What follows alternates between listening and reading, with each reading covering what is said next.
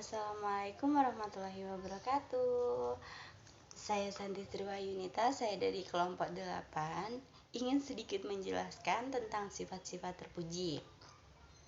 Sifat-sifat terpuji sendiri merupakan sifat yang sangat dicintai oleh Allah Subhanahu wa taala.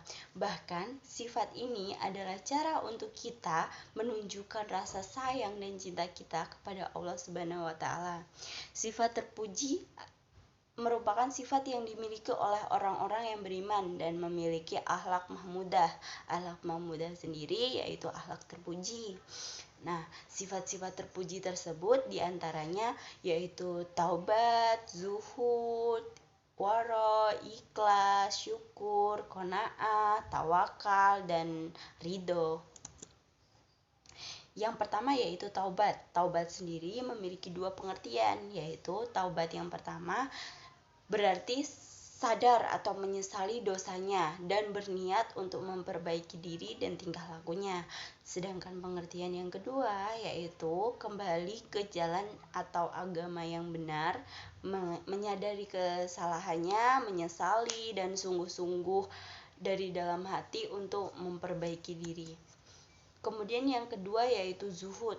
Zuhud dalam arti istilah tasawuf berarti jalan spiritual atau tahapan-tahapan spiritual yang biasa disebut mahkomat yang harus dilalui oleh sufi.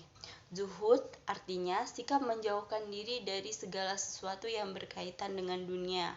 Maksudnya seperti yang tidak berguna, seperti bermalas-malasan atau seperti contohnya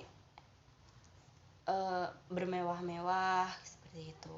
Nah, yang ketiga yaitu waro. Waro adalah meninggalkan setiap hal yang berbau subhat dan meninggalkan apa yang tidak perlu, yaitu meninggalkan berbagai macam kesenangan di dunia.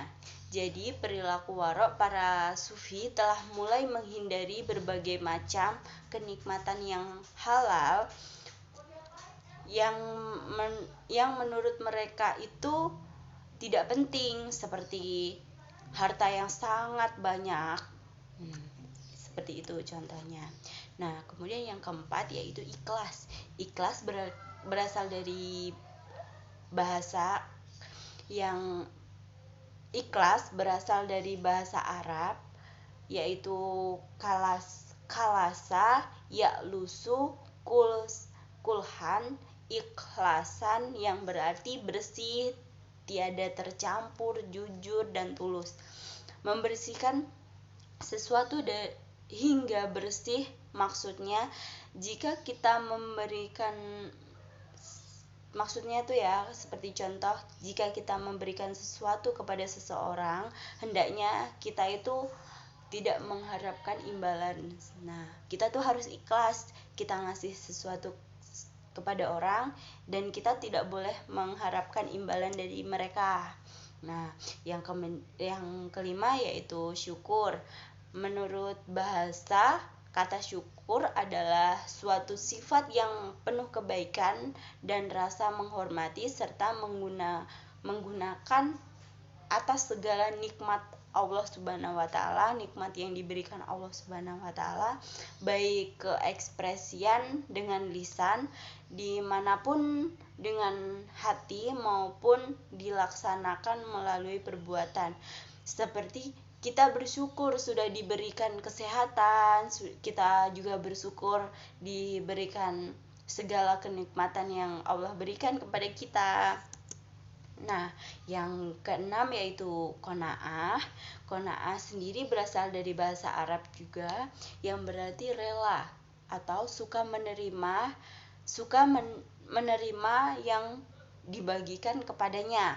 Nah, adapun secara istilah qanaah berarti sikap menerima sesuatu yang telah dikaruniakan Allah Subhanahu wa taala kepada kita.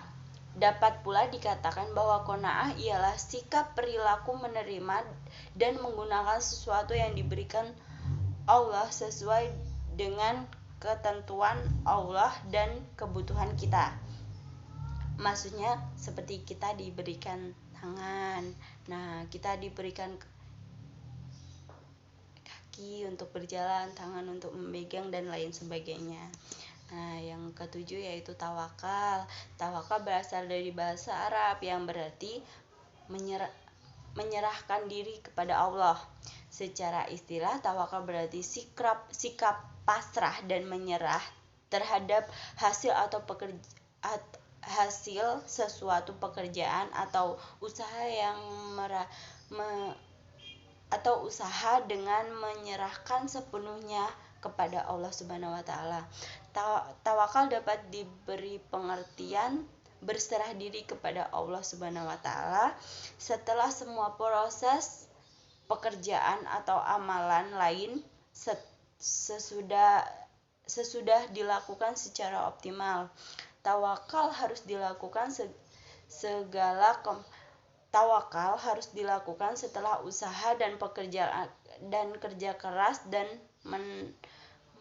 menerahkan segala kemampuan yang dimiliki kita. Akan tetapi, ketika seseorang belum berusaha secara optimal untuk mencapai suatu gain atau cita-cita, kemudian ia pasrah dan berserah diri, maka orang tersebut belum dapat dikatakan tawakal. Nah, maksudnya tuh kayak kalau seumpamanya kita tuh udah berusaha nih, pengen kayak gini, tapi udah berusaha seoptimal mungkin, tenaga kita udah kita tuangin ke situ tapi belum tergapai juga. Nah, kita harus tawakal, berserah diri, yang penting kita udah usaha. Yang terakhir yaitu ridho. Pengertian ridho sendiri adalah menerima